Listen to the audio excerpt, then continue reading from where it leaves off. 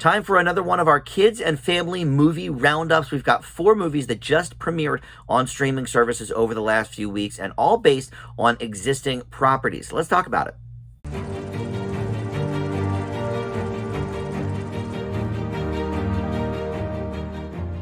Hey guys, Dan here. This is Dan Reviews It. Welcome to my kids and family movie review roundup for 4 recent movies that debuted on streaming services. Blue's Big City Adventure, I should say, based on Blue's Clues. That is on Paramount Plus. A new animated version of Night at the Museum. This is called Night at the Museum. Kahmunrah Rises Again.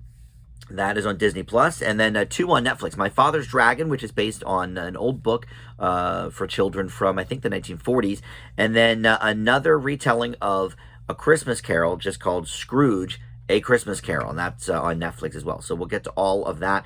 And yeah, we do the kids and family movie roundups every, I don't know, probably 3 times a year or something when there's a big sort of push on them on streamers, and it makes sense around the holidays to premiere a bunch of this stuff. So I figured why not lump it all together. There are a few that, I could have put in here as well that I think probably deserve their own review, like the new version of Pinocchio from Guillermo del Toro. I just did one for Disenchanted with Amy Adams, and Slumberland as well. I want to do on Netflix with Jason Momoa. That's been out now, quite a few weeks, but I still want to get to that one too. But I figured these, none of these are 9-minute reviews, so we could sort of shove them all together. So let's start first with Paramount Plus's Blue's Big City Adventure. This is a live action and animated hybrid because, of course, Blue and some of the other characters are animated, but we've got the regular people, doing the live action stuff.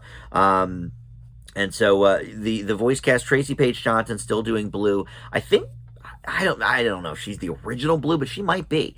But anyway, she's doing the current version on Nickelodeon. And then the current host, Josh De La Cruz, plays Josh, of course. However, this is a mashup of all 3 hosts, because you've also got Steve Burns as Steve and Donovan Patton as Joe throughout this movie. So essentially what happens is there is a big Broadway musical that Josh wants to audition for. And so him and Blue travel to New York City, but they end up getting lost because Josh forgot the handy-dandy notebook, so they have to actually find Blue's clues along the way. And then Steve and Joe, join up with them in this. So, look, I was not part of the Blue's Clues craze. I'm a little too old for that, and my nephews even, I think, didn't quite fall in the pocket when the show was originally on. They weren't born yet, and the new version they're a little too old for. So this, I don't think, ever really hit in my family, but I've always thought that the Blue's Clues was cute. It came on when I was in college, so it was something, to kind of put on in the background or whatever, as sort of something light and whatever. You didn't have streaming services, so you just put whatever was on the TV. And so, okay, Nickelodeon Junior, whatever, just pop it on and study or whatever you're doing. So, look, I've always found it cute. I did review the new iteration with Josh, who I think is a fantastic host. I did that for my TV news and reviews, 2 years ago or whenever that came on. And yeah, I mean, he does, a good job. This is a lot of fun, this movie. I think it will be amusing for people that grew up on the show who are now in their, late 20s or 30s and have kids of their own. I think they'll enjoy it for some of the other cameos that we see that I won't ruin. But I think it is very cute for little kids as well. There's, a few songs in there as we get with the Blue's Clues. It doesn't deviate that far from the original concept, so you're still going to have a lot of the same tropes, which obviously for kids is a good thing. They like what they're used to. So overall, I thought this was a really cute movie. It was a fun adventure. And, look, we've had sort of the animated people in New York City for the first time. And, I just reviewed Disenchanted. And, of course, the original Enchanted did exactly that. So it's always sort of a fun thing to do. But to have it set, with Broadway and there's a lot of singing involved with that. I just thought this was a really, really cute movie. It doesn't deviate too far from anything that we already know, so I can't give it a ton of points for originality, but the fact that they stretch it, into a full-length movie and did it pretty adequately. I think deserves a mention, and I think it's great that the other hosts have come back. Steve Burns has really kind of embraced, not that he ever disassociated himself from the role. He just kind of wanted to move on and do other things, but it's great to see him sort of re-embracing that role that made him so famous years ago. So I give Blue's Big City Adventure a B. All right, next is Night at the Museum. Kahmunrah Rises Again, and this is the first animated film in the series. We had, of course, the 3 live-action versions with Ben Stiller and Robin Williams and Owen Wilson and all of these huge names. And none of them are on board for this, but a lot of the cast, or a lot of the characters, I should say, is still here. And there's a few names that you may know. For example, Zachary Levi plays the Ben Stiller version, Larry.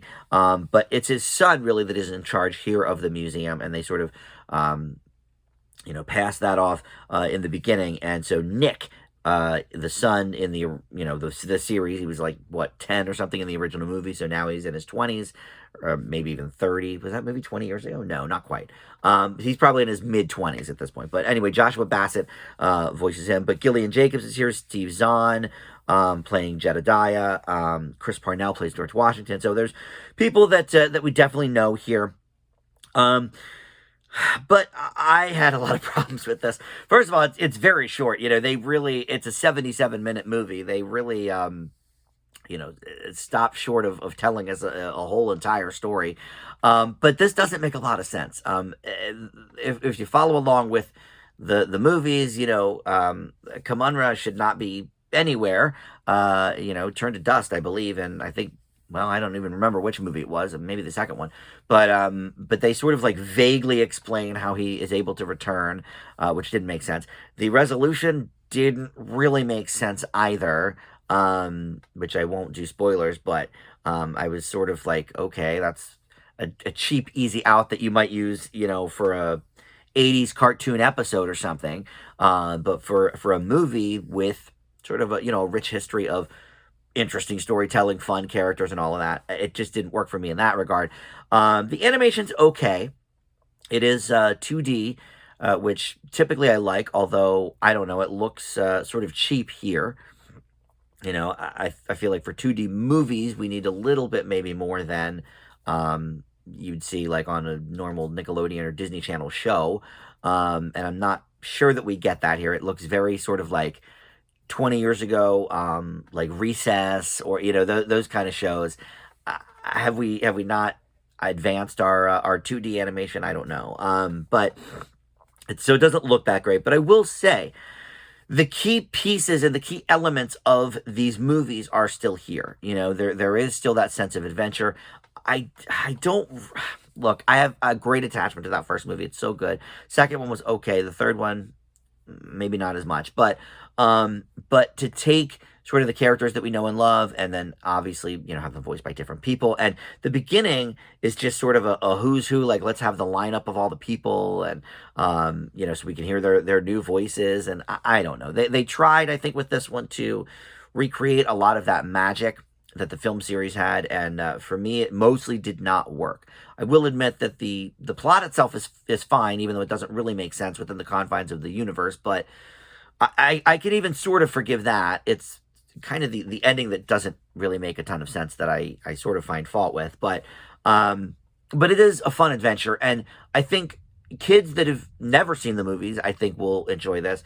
Parents that have seen the movies, I think, will not enjoy it as much, for sure. But really, it is for the kids, so okay, fine. So you can bump it up maybe a little bit for that, but not much. Like, I think there's a lot to dislike here. And there's some things to like, but not enough for me. So I leave Night at the Museum. Kahmunrah Rises Again with a C-. All right, we'll go over to Netflix for My Father's Dragon. Now, I was not familiar with this book, but it's from a 1948 children's book. They did already make a movie, I believe, in the 70s about this, and I assume that was animated as well. But this is animated from Ireland, so it's in the same tradition as like the Book of Kells and the Wolf Walkers, which is a style that I will admit I don't love. I take some issues with it. However, I don't know. It sort of works here um, as a fantasy, like the beginning parts where they're in the real world and stuff. Um, I don't know that I love how the animation looks with that. But once we get into the fantasy world, like the design of the dragon is very sort of blocky, and it's not something that I normally like, to be completely honest. But um, I think that it works kind of for what the story's achieving, and I don't know how the book itself looked. The artistry in that book may be something similar here. But yeah, it's just not my favorite style of animation. Um, but again, some famous people doing the voice work here. Jacob Tremblay plays the lead kid here. Elmer, is his name Elmer Elevator? Yeah, it is. And Gaten Mazzarato from the Stranger Things. He plays the dragon named Boris. But you've also got Rita Moreno, Judy Greer, Whoopi Goldberg, Alan Cumming, Mary Kay Place. So definitely a few people you may know. Ian McShane is on here. So this is interesting because we start, like I said, in the real world. This kid basically getting kicked out of their apartment and having to close down their candy shop. And so they have to move away. So they move, far away, try to save up for a new candy shop. Doesn't really work out. The dad. So this is a story that takes place a long time ago. The narrator is telling the story of, oh, let me tell you about my father's dragon. So this was, takes place probably around the time the book takes place, 30s or 40s maybe, maybe even before that. But anyway, they start making a little bit of money and whatever, but Elmer befriends this magical cat, which is Whoopi Goldberg, and she sort of, takes him away to this different place with all these crazy creatures and dragons, and it's scary and all of that. So I will say, of the four that we're reviewing, this is the most original, and not just because I didn't necessarily know the story, but because it's not ingrained in everybody's minds for sure, but it also only has sort of one book to build from. Like Blue's Clues has an entire TV, 3 sets of TV shows. Night at the Museum has 3 movies. A Christmas Carol obviously has a million movies to compare it with. So as a result, this actually is kind of high on the list because it's, for me, by far the most original. But that comes with a huge caveat. Other than the animation, which is okay at best, but not my style. I thought the animation of Wolf Walkers looked a lot cooler. I don't actually think Gaten Matarazzo, I think is how you pronounce it, if I can do it. I don't think he's a very good voice actor in this movie. He's supposed to be this dragon, and it's fine, but even Jacob Tremblay, who is younger and well, he's more experienced, I guess, on the screen, but in voice work, I don't know.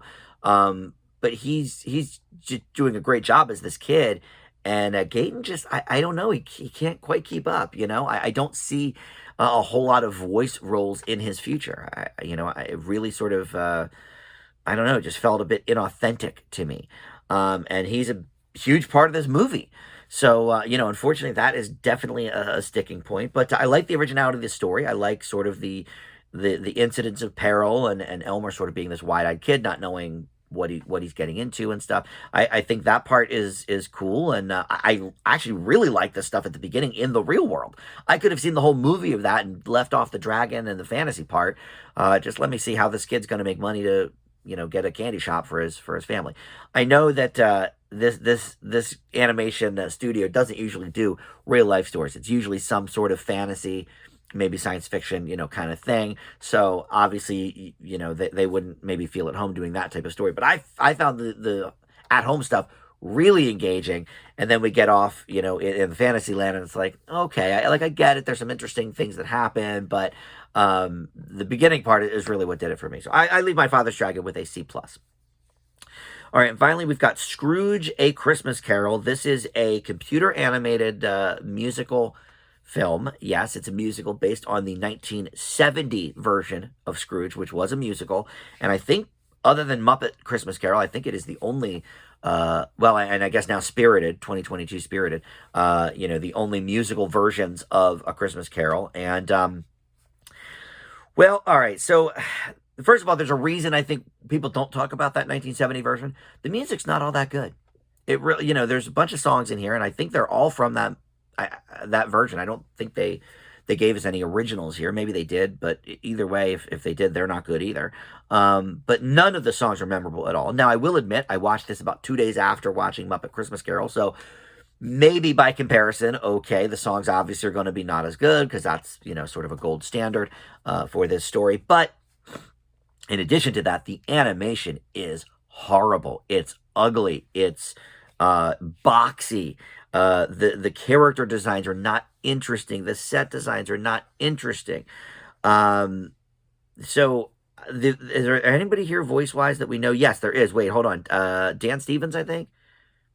Oh, no, I'm sorry. It's the other one. Luke Evans. I get the two confused. Luke Evans plays Ebenezer Scrooge. And Olivia Colman, yes, giving us her worst performance I think we've ever had with Ghost of Christmas Past. And we know she can do voice work.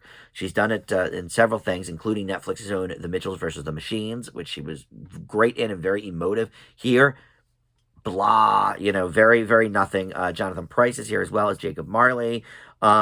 So even these people that we know and have, enjoyed in other things are just not that great here. Luke Evans particularly, which we know he can sing from Beauty and the Beast, and maybe other things, but his songs weren't very good, and that's not his fault. But because of that, the voice work wasn't that great either. There's no memorable numbers, that's for sure. And it's a story that we've seen so many times. If you're going to do it again, you got to do something different. I'm not saying you have to throw Muppets into it necessarily, but Ryan Reynolds and Will Ferrell certainly did something different with it. The Jim Carrey version did something different with it. Each version has to kind of do something a little bit different, and to recreate the 1970 version, which I think I've never seen, but judging by this, it probably is not good. There's a reason I think we talk about, the 50s version, and then we talk about the 80s George C. Scott version, and then the Muppets, and then maybe a couple more recent ones, Scrooged or whatever. But the 70s one is always sort of glossed over, and I think the reason is it's probably not that great. So between ugly animation, between, uninspiring voice work, this is, for me, one of the worst movies of the year. I leave Scrooge, A Christmas Carol, with an F. So, makes sense that we're only a few days away from Christmas. There's not a lot of time to watch this movie anyway, and you don't need to. I mean, there's time because it's always going to be on Netflix, but, if you want to do it before Christmas actually occurs, there's only a couple days to do that as of this recording, and you know what? I think it's okay. It's a skip. So all right, there you go. Some good ones, some bad ones. We usually get that. There's more out there that, like I said, I'm either going to save for their own review, or there's a few I'm just not going to review at all, like the new Diary of a Wimpy Kid. I reviewed last year the first animated movie, but it looks like they're just making animated versions of the movies that already exist. So I'm not going to worry myself with that. But yeah, I would like to do the Pinocchio Guillermo del Toro in its own video, so look for that one. But thank you for watching. We'll see everybody next time on Dan Reviews It. Bye.